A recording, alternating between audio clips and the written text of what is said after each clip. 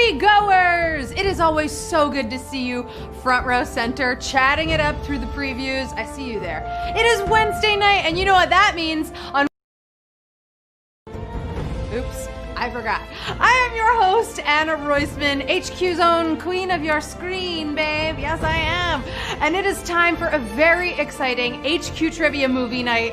What a night to roll up to this beautiful red carpet. We just had the Emmys and now we've got movie night, you know. Tonight we are dialing the clock back to the early aughts. I'm talking 10 to 20 years ago, and you ought to know that that means I am testing your knowledge on the movies of the 2000s. Oh yes, we are. If the year of the release starts with 200, it is fair play tonight. So that's like 2000 to 2009. That's what we're doing. Great fashion then too. I bet you know the routine by now also. 12 questions will be projected onto the screen of your pocket-sized Cineplex. So cute. Answer them all correctly and you will be even more of a winner than you've always been. And you're gonna split that prize pot of $5,000. Beautiful. That sounds great. But now, of course, there's more. That's from Scream. There's an even more exciting way to play, one that debuted just a week ago right here on Movie Night. If you were here with me, you made history. That is buying a VIP ticket. It is your instant limo service to a very exclusive premiere party tonight that is playing for higher stakes. So tonight, we are going a little bigger with the prize. The VIP pot tonight is a record of $2,750. Oh my goodness, that's a lot of money. And we are capping entries at 250 players. So that is a tight entourage splitting up that prize money.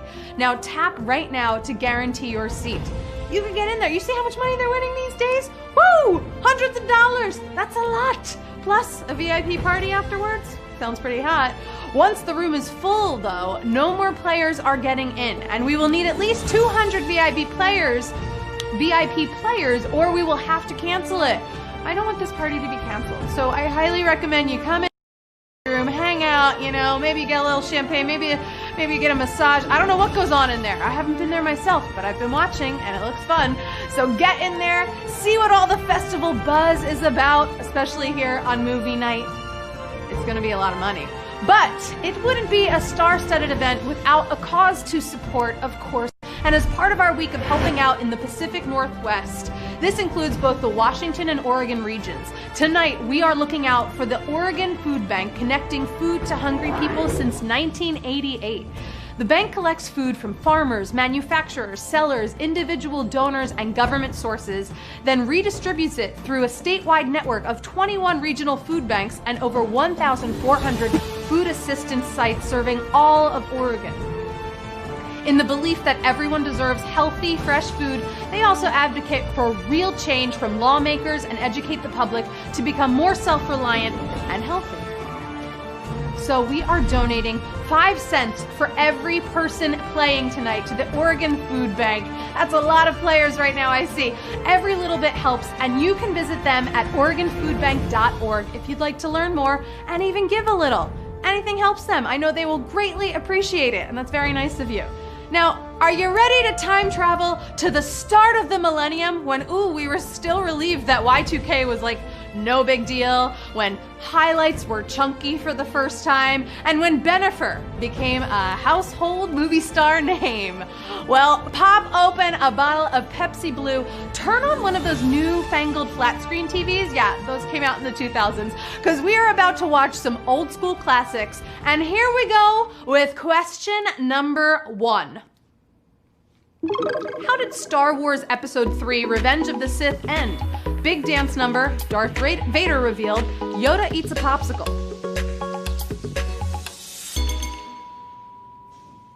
It's hard to come up with a bang-up ending for one movie. Try closing a whole trilogy, but Lucas managed it with the dramatic reveal of a fully costumed Darth Vader. Ooh, check him out. He is my father.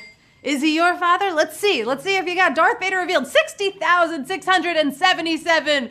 You got it. You know your Star Wars. I've done Star Wars games with the HQ universe before, and you love it. I honestly would have liked to see that dance number. right? The dance number in Star Wars, I mean, maybe episode 10. I watched all 3 of the first Star Wars in quarantine. I'm still so proud of that. Moving on to Q2. Chicken Run largely drew its plot from what earlier film? Chariots of Fire, The Great Escape, or Watership Down?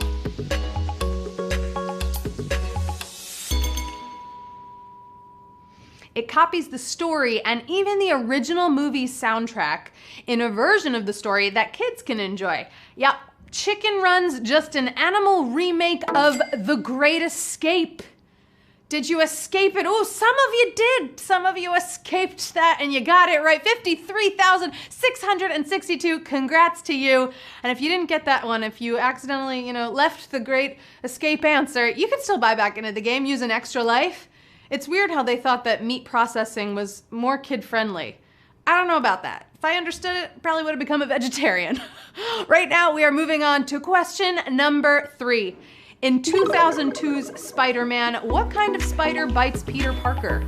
Extraterrestrial, genetically designed, or radioactive?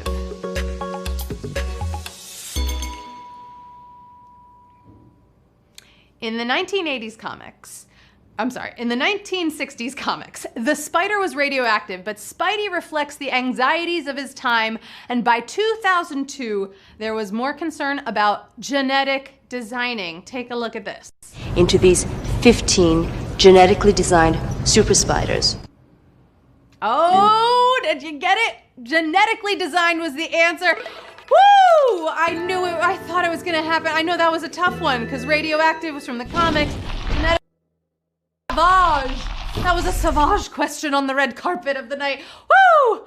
Oh, I'm sad to see you go, but I'd love to see you come back. I really would, because we're early in the game. We're only on Q3. And well done if you got that. But remember, with great nerdiness comes great responsibility.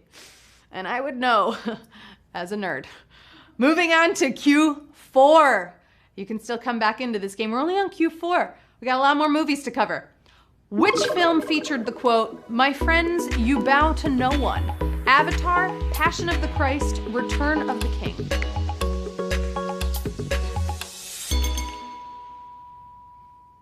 You can definitely interpret this line a few different ways, whether it's an uprising or honor, but it was delivered by Aragorn in Return of the King. My friends, you bow to no one. HQties, you bow to no one. But did you get it right? 25,815. Woo! Some of you came back into that game. I love to see it. You returned. It's the return of the game right now. That's what we're calling this. Oh, it's so great. The hobbits were so brave that they were just like above all of that bowing, and that's respect. Mad respect from the hobbits. Moving on to Q5, if you're still alive in the movie Hive. The actor who played George in Erin Brockovich played what Batman villain later in the decade? Joker, Scarecrow, Two-Face.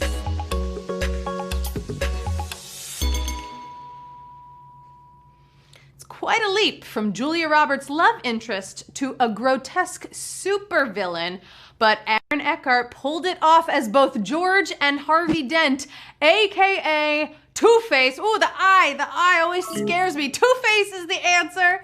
Two-Face, more than 20,000, not 2 people. 20,098, you got it right on Two-Face. That's sometimes what they call Geminis, two-faced, but we're prettier. Almost all boyfriends, though, are grotesque supervillains at some point. They kind of work together hand in hand at some point in the relationship. I'm so sorry to all my exes who are playing tonight. You're not two-faced. No, but are you in the game? Who knows? Q6. Which movie in the Ice Age series was not released in the 2000s? Continental Drift, Dawn of the Dinosaurs, The Meltdown.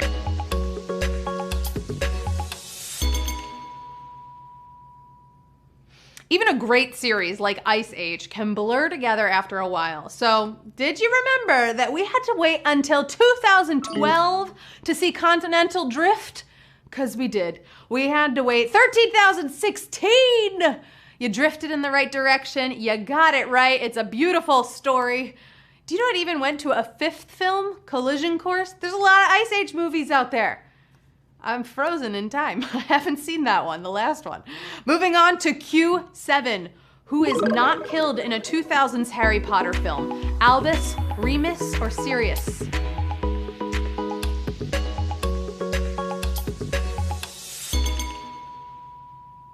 The film series started in the 2000s and ran into the next decade. So since they all died, it's a lot asking who was last to be killed, right? In Deathly Hallows 2, it was Remus Lupin. Who got Remus? 12,015. I knew that would be an easy one for you. I know we've got a lot of Harry Potter fans in the HQ-universe. You love a good Harry Potter game. Whew, that was a really violent movie too, right? That was even one where Harry died for a little while. Spoiler alert. But you know what? By now, you probably knew that. Moving on to question number 8.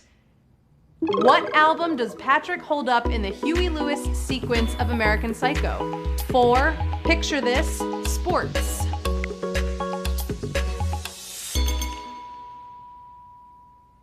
You ever listen to Huey Lewis in the News? Well, you should to know this one. Patrick holds up 4, their most iconic album. Here it is. You like Huey Lewis in the News? There it is. It was quick. But if you know the movie, you know it. And did you know it? Let's see. Ooh, it was a little bit of a savage question. That was a American Psycho savage, if you ask me. 1,776 if you got it right. And you know what? That is a big number. That's actually a very weird number to have who did get it right, you know, thinking back on American history. 1776. Big year. Woo! You know, with that Undisputed Masterpiece, that was just, you know, a coincidence. With that Undisputed Masterpiece, Hip to Be Square, what a weird choice for a maniac in American Psycho, right? Whew, you can still come back in, still use those extra lives. We're only on Q9, and I'm feeling fine in the 2000s. Which piece of Eastern cinema features live octopus eating and a painful fight involving a hammer? Dark Water, The Host, Old Boy.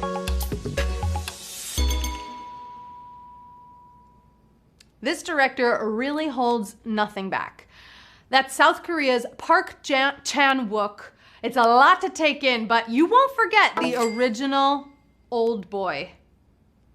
4,771. You got it right. No one here's an old boy. You're a young girl and young boy. You got it right on Q9. Maybe they should have used the hammer on the octopus though, right? That makes sense, you know? Combine the two. We only need a little bit of violence. Moving on to Q10. Which of these films was not nominated for Best Picture Oscar? Children of Men, Lost in Translation, Up.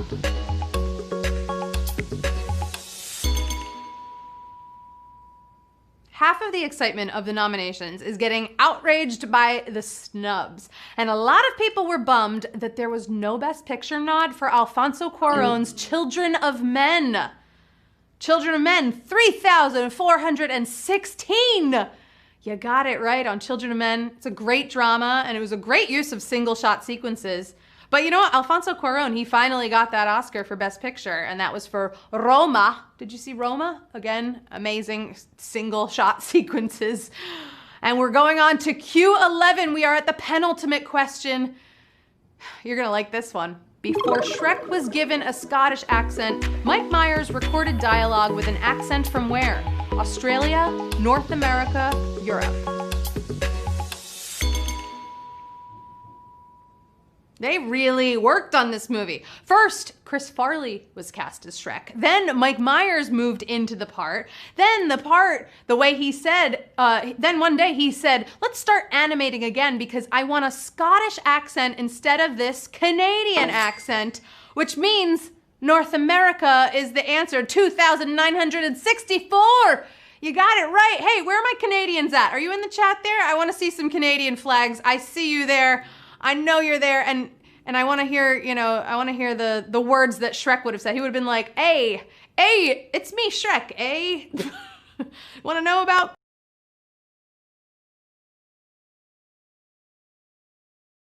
With my Canadian accent. I'd like to see the movie with a Canadian accent.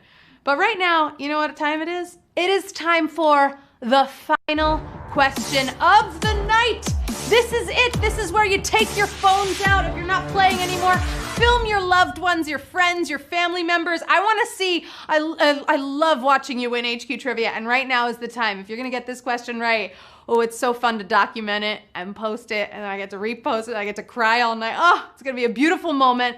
This is for big money, especially if you are a VIP player. This is for even bigger money. So everybody take a deep breath for Q12.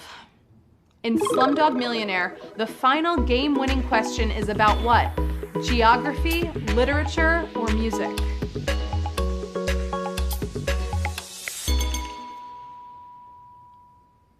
Speaking of final game-winning questions, huh? This just got very meta. There's a lot of suspense in this movie, just like right now, if you're still in the game with me. But much of the tension is released when Jamal wins by naming Aramis as the third musketeer of literature. Literature is the final answer in tonight's 2000s movie night, and we've got 2,594 winners in HQ Trivia, baby. You just did it. Get on that rocket ship. We're going to celebrate at the after party. Put on your dress, put on some heels. Everybody get ready. Woo! This is so great. That was a tough game, too. Oh my gosh, there's so many Canadian. It's raining Canadian flags right now in the chat. Shout out to all my Canadian players, all the Canadian HQties. Oh my goodness. We had 2,534 winners tonight, and guess what? Those of you who played VIP, ooh, it's VIP for a reason. I want to shout out 109. Big shout out to Ruby Mars, Reverie, DJ Rob X, Scrappy 434, Tony SCV, Tony C SCV, Jupiter Brand, Prosecute.